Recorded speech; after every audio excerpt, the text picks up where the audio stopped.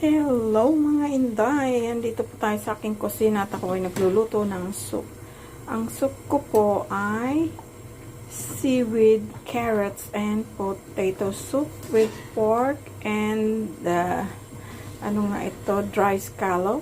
Tapos dry oyster. Nilagyan ko po yan.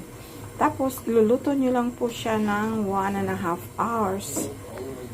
Ganyan lang po siya kasimple. Doon po sa mga bagong dumarating po dito sa Hong Kong. Ganyan lang po kasimple. Boil lang po kayo ng tubig. At ilagay nyo na po yan. Sabay-sabay. Ang pork, ang carrots, at ang seaweed.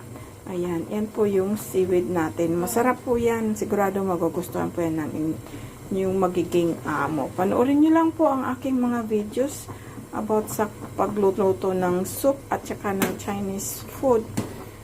Ayan, simple lang po ang luto ng mga